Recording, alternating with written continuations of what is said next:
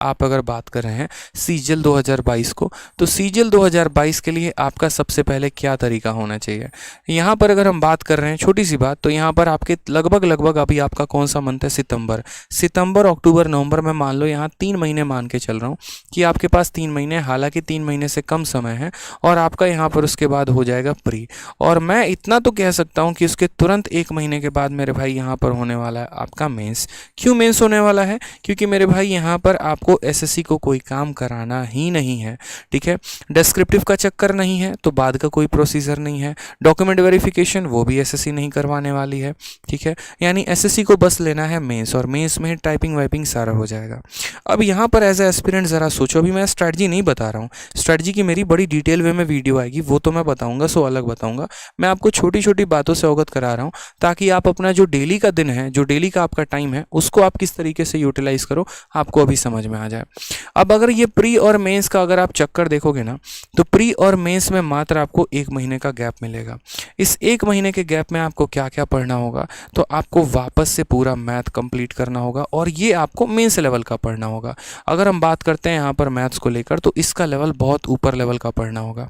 English में आपको सारे के सारे कॉम्प्रिहेंशन अच्छे तरीके से पढ़ने होंगे, ठीक।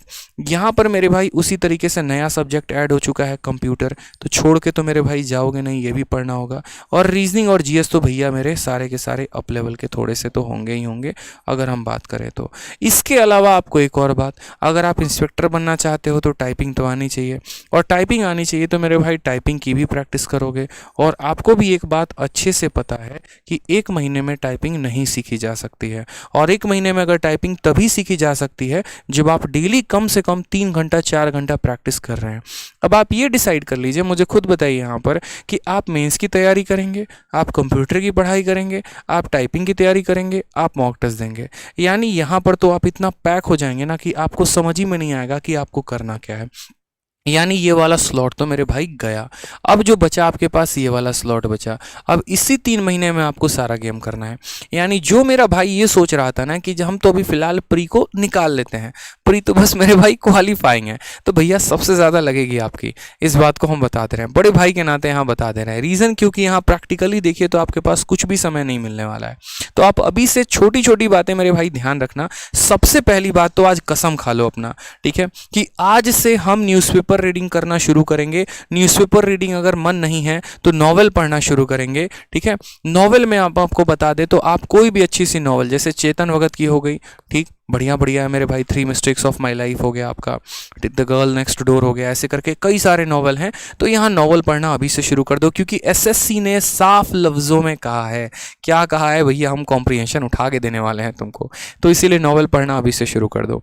दूसरी सबसे बड़ी बात है कि भूल जाओ कि ये प्री है और भूल जाओ कि मेंस है, कंप्लीट मैथ पे पूरा का पूरा फोकस करो। रीज़न बड़ा सिंपल सा है, वो 30 सवाल आएंगे और उस 30 सवाल में पूरा का पूरा 30 वही सही कर पाएगा जिसका पूरा मैथ पर पकड़ होगा। क्योंकि अब वो टाइम नहीं रहा सर, वो एक्सपेक्टेड क्वेश्चन बता दीजिए ना, करके चले जाते हैं, सिलेक्शन हो जाएगा। मेरे भाई गया ज़माना वो, मैं साफ तौर पर आपको बोल रहा हूँ, एक्सपेक्टेड का ज़माना गया। जिसको पूरा का पूरा इन डेप्थ पता है वो सारा गेम करके आएगा पेपर में, और जिसको डेप्थ नहीं पता है फिर वो वहाँ भौचक्का रह जाएगा। तो ये छोटी सी काम यहाँ पर आपको ये भी करनी है, ठीक। तीसरा हम आपको यहाँ पर ये बता दें तो अभी से नॉवल भी पढ़ना है, सारा का सारा आपको सेशन भी करना है। और तीसरा काम आपको यहाँ पर ये करना है कि आपको मेरे भाई ये प्रैक्टिस जो है ना वो सबसे खतरनाक रखनी है।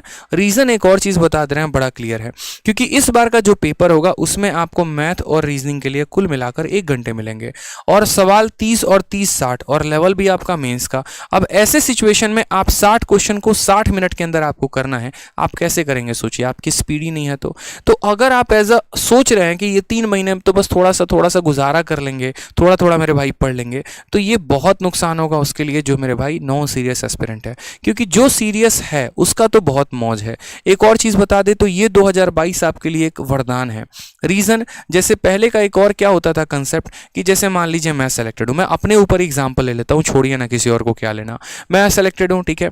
अब अगर मान लीजिए कि मुझे आज के टाइम पर सिलेक्शन लेना है दोबारा से, मेरे मन लायक मेरा डिपार्टमेंट नहीं मिला, मैं राइट नाउ मान लीजिए केरला में पोस्टेड हूँ, नॉर्थ में मतलब साउथ में हूँ, मेरा मन ही नहीं है यार वहाँ पे रहने का, मेरा मन दिल्ली में है, मैं क्या करूँ? तो मैं दोबारा से फॉर्म भरता हूँ वापस से 2022 का। मान लीजिए कि पैटर्न वहीं पुराना होता है। मेरे लिए प्री निकालना बहुत आसान काम है। क्यों? मैथ्स में मेरे 50 out of 50, English 50 out of 50, reasoning 50 out of 50।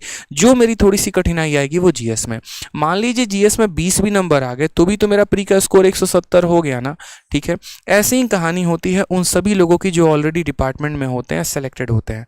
आराम से 150 से 170 के बीच में प्री में वो लेकर आ जाते हैं। ठीक, अब मेंस की मैं आपको बात बताऊं तो अपने तैयारी के समय में उन लोगों ने इतनी प्रैक्टिस कर ली होती है कि अगर आखिरी के वो 10-15 दिन भी पढ़ लेते हैं ना तो बड़े आराम से वो मेंस में 180 से 190 मैथ में स्कोर कर सकते हैं और इंग्लिश में 180 से 190 स्कोर कर सकते हैं। डिस्क्रिप्टिव में ज़्यादा पढ़ना नहीं, एक दिन पढ़ के चले जाओ, काम खत्म हो जाता है। 60 से 70 नंबर उसमें आ जाते हैं और बढ़िया एक पोस्ट लेकर वो मेरे भाई चले जाते हैं। अब यहाँ पर सोच लीजिए कि अगर इतना नंबर लाने के बाद और मेहनत कितनी, ना के बराबर। क्यों? क्योंकि उन्होंने अपने लाइफ में बहुत पहले मेहनत कर रखा है। अब ये भी एक बहुत बड़ा लूपहोल जाता है क्योंकि इस बार का अगर आप डेटा देखेंगे 2019 में, तो 2019 में 60% उन लोगों ने सिलेक्शन लिया है जो ऑलरेडी किसी ना किसी डिपार्टमेंट में वर्किंग हैं। 10,000 में 6,000 पोस्ट उनके खाते में गई है जो कोई ऑलरेडी एक्साइज इंस्पेक्टर है तो सही लेकिन बैंगलोर में बैठा और उसको दिल्ली चाहिए। ऑलरेडी कोई टैक्स असिस्टेंट है तो सही लेकिन मेरे भाई उसको इनकम टैक्स चाहिए। तो यहाँ पर 4,000 वैकेंसी ही सिर्फ इस बार नए लोगों को मिली थी। तो एक मेरे भाई अपॉर्चुनिटी ये भी हो जाएगी कि इनकी भी हालत अब खराब होने वाली है। क्यों? क्योंकि मेरे भाई इनको भी अब मेंस में सारे सब्जेक्ट आने हैं तो सारा कुछ इनको पढ़ना पड़ेगा। कंप्यूटर इनको पढ़ना पड़ेगा, इनको यहाँ पर पूरा का पूरा जीएस पढ़ना पड़ेगा, रीजनिंग पढ़ना पड़ेगा। तो आपके पास द बेस्ट अपॉर्चुनिटी है कि आप उनको compete कर पाओ। क्योंकि पहले जो है ना ये आपसे बहुत लीड में रहते थे लेकिन अब कहीं ना कहीं इनकी भी एक तरीके से मन में योगा, अगर मानो मुझे ही देना है तो भाई मेरे को तो कंप्यूटर पढ़ना पड़ेगा ना, मेरे को स्टैटिस्टिक्स और प्रोबेबिलिटी पढ़ना पड़ेगा ना। ठीक है, ये बताओ पूरा जीएस वापस से अब पढ़ना पड़ेगा ना। क्यों? क्योंकि जीएस का 30 सवाल हो चुका है, हर सवाल 3 नंबर के वेटेज ज़्यादा हो चुकी है। तो इसी वजह से एक बढ़िया अपॉर्चुनिटी आपके सामने मिल जाता है जिसमें आप अपना गेम कर सकते हैं बढ़िया से। और वैकेंसी भी कितनी है? तो 20,000 से ऊपर की है।